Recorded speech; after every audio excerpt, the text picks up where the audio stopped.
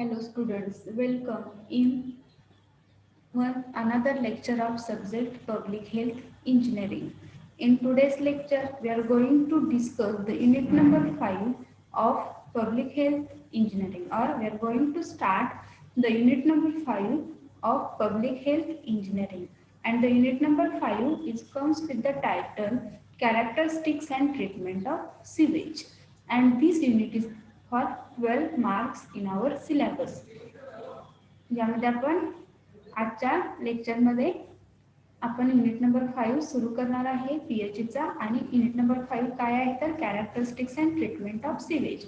म्हणजेच काय, सिवेजचे जे वेगवेगळे कॅरेक्टरिस्टिक्स आहेत किंवा त्याच्यावर ज्या ट्रीटमेंट करतात त्या आपण या चॅप्टरमध्ये डिस्कस करणार आहे. आणि it is for 12 marks. Now see in that the first is a analysis of sewage. या चॅप्टर मधला पहिला पॉइंट काय आहे, अनालिसिस ऑफ सिवेज.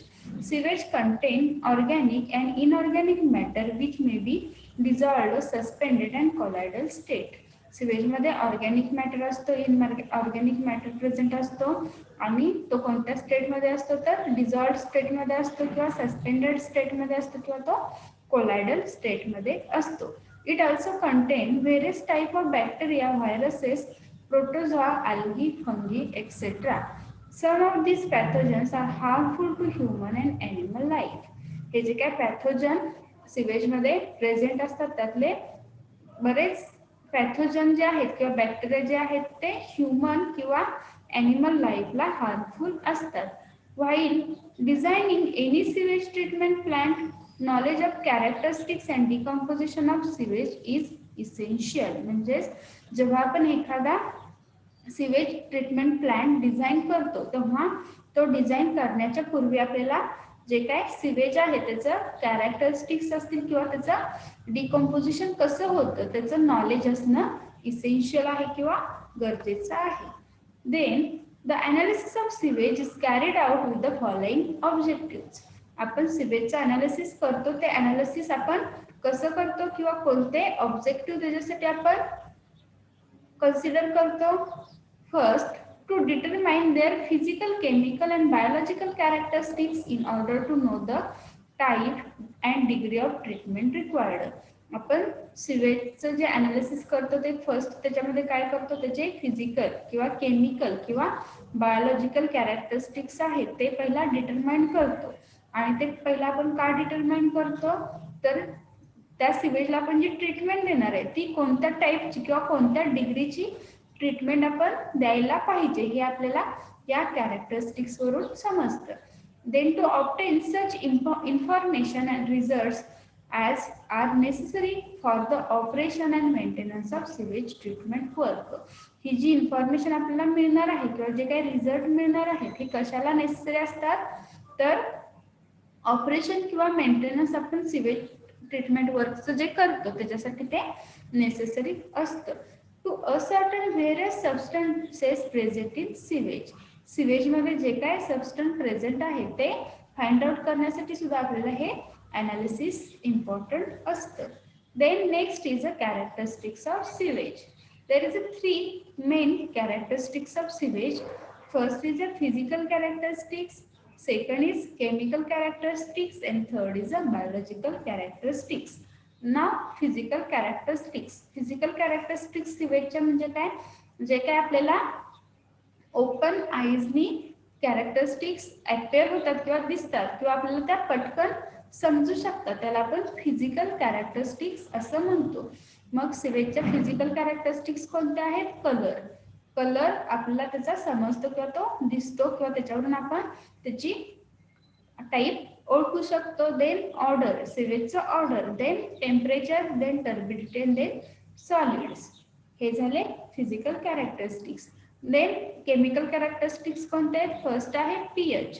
पीएच म्हणजे काय, the hydrogen ion concentration is an important quality parameter of sewage. It may be alter the concentration in natural waters. Hydrogen ion concentration जे आहे ते सिवेजचं म्हणजेच काय पीएच. आणि पीएच हे एक केमिकल कॅरेक्टरिस्टिक्स आहे सिवेजचं. Then alkalinity. Normally fresh sewage is alkaline in nature but tend to go acid is as it becomes stale. Fresh जे सिवेज असतं ते कसं असतं अल्कलाईन असतं, पण जसं जसं थोडा पिरियड जातो तर ते ऍसिडिक व्हायला सुरू होतं. Then next is dissolved oxygen. Next chemical characteristics is dissolved oxygen. Oxygen is a vital element in water since without it only the lowest form of life can be survived. Oxygen is one of the slightly soluble in water. Pollution of water by organic matter rapidly utilized by DO by biological oxidation and thus receiving water may become depleted of oxygen and consequent death of aquatic life. DO म्हणजे काय डिझॉल्व्ड oxygen जे वॉटरमध्ये किंवा सिवेजमध्ये present असतं ते. जर डिझॉल्व्ड oxygen हे कमी असेल तर काय होतं, जी काय एक्वॅटिक लाईफ आहे ती एक्वॅटिक लाईफ त्याच्यामुळे त्याची डेथ होते. किंवा जे काय सिवेज आहेत ते सिवेज मधलं पोल्युशन जे आहे ते कमी करण्यासाठी त्याच्यामध्ये डिझॉल्व्ड ऑक्सिजन इम्पॉर्टंट असतं. Then after that next is a biochemical oxygen demand. Next chemical characteristics of sewage is a biochemical oxygen demand, means BOD. It is a very important. The dissolved amount of oxygen from wastewater required by microorganism to degrade biodegradable organic matter at 27 degrees Celsius for 3 days period is known as a BOD. Biochemical oxygen demand म्हणजे काय, हे सगळ्यात important point आहे या चॅप्टरचा, BOD आणि COD. Biochemical oxygen demand म्हणजे काय, जे काय ऑक्सिजन डिझॉल्व्ह झालेलं असतं सिवेजमध्ये त्याचे जे अमाऊंट आहे ते अमाऊंट कशासाठी, तर जे काही मायक्रो ऑर्गॅनिझम आहेत, मायक्रो ऑर्गॅनिझम सिवेजमध्ये जे प्रेझेंट आहेत ते काय करतात, जो काय बायोडिग्रेडेबल ऑर्गॅनिक मॅटर आहे त्याचं डिग्रेडेशन करतात आणि ते डिग्रेडेशन करण्यासाठी जी काय अमाऊंट लागते ऑक्सिजनची किंवा डिझॉल्व्ड ऑक्सिजनची त्याला आपण बायोकेमिकल ऑक्सिजन डिमांड असं म्हणतो. आणि हे कधीपर्यंत लागते, तर it is a 27 degree Celsius for 3 days period. 3 दिवसाच्या पिरियड मध्ये 27 डिग्री सेल्सिअसला जे काय डिझॉल्व्ड ऑक्सिजनचं अमाऊंट आपल्याला लागतं कशासाठी, तर मायक्रो ऑर्गॅनिझमना जे काय बायोडिग्रेडेबल ऑर्गॅनिक मॅटर आहे त्याचं डिग्रेडेशन करण्यासाठी त्या अमाऊंटला किंवा त्या ऑक्सिजनच्या अमाऊंटला डिझॉल्व्ड बायोकेमिकल ऑक्सिजन डिमांड म्हणजे बीओडी असं म्हणतात. Next chemical oxygen demand, that is a COD. The oxygen used in oxidizing the waste water is known as a COD. Waste water आहे त्या वेस्ट वॉटरचं ऑक्सिडायझेशन किंवा ऑक्सिडायझिंग होण्यासाठी जो काय ऑक्सिजन लागतं त्याला आपण chemical oxygen demand, that is a COD असं म्हणतो. The COD of waste is higher than BOD. COD हे बीओडी पेक्षा जास्त असतं वेस्ट वॉटर मध्ये. Then next is a chemical oxygen demand, that is a COD, which we had already discussed. Then after that chlorides. Chlorides are good indicator of sewage pollution. Chloride हे सुद्धा एक त्याचा chemical characteristics आहे. Chloride आपल्याला काय दाखवतं, तर sewage जे आहे ते केवढं पोल्युटेड आहे त्याचा अमाऊंट दाखवतं. देन नेक्स्ट आहे biological characteristics. Sewage contain large quantity of bacteria which comes from excretal matter. All the bacteria present in sewage are not harmful. Sewage मध्ये वेगवेगळ्या प्रकारचे बॅक्टेरिया प्रेझेंट असतात आणि हे जे बॅक्टेरिया आहेत ते सगळेच हार्मफुल असतात असं नाही. More quantity is of harmless bacteria which helps to treat the sewage and reduce the cost of treatment plant.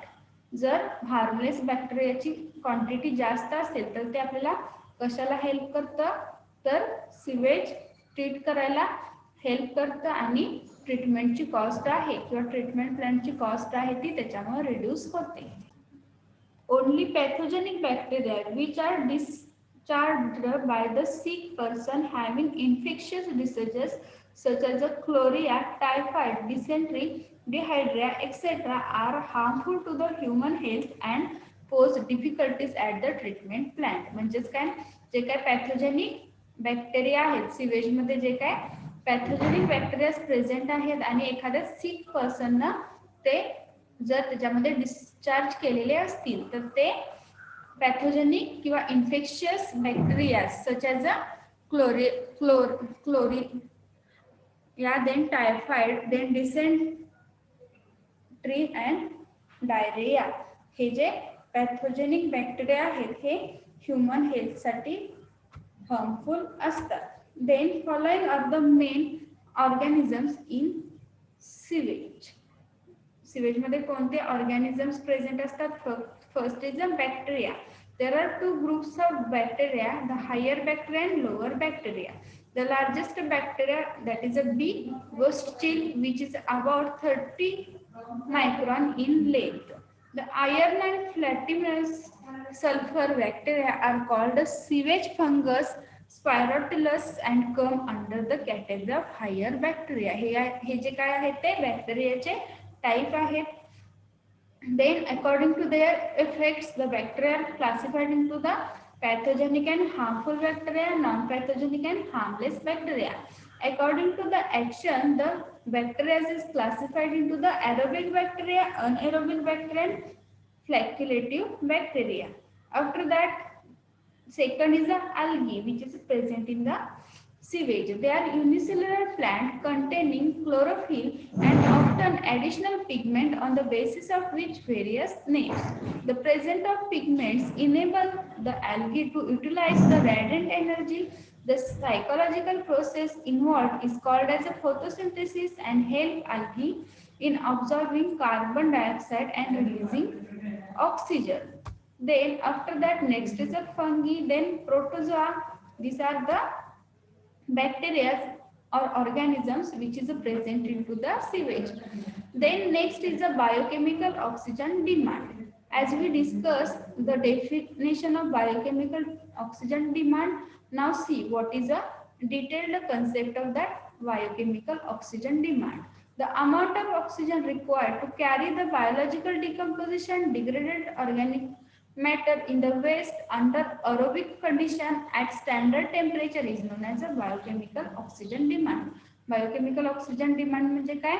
जे काय ऑक्सिजनचा अमाउंट आहे त्याची डिमांड किती आहे कशासाठी?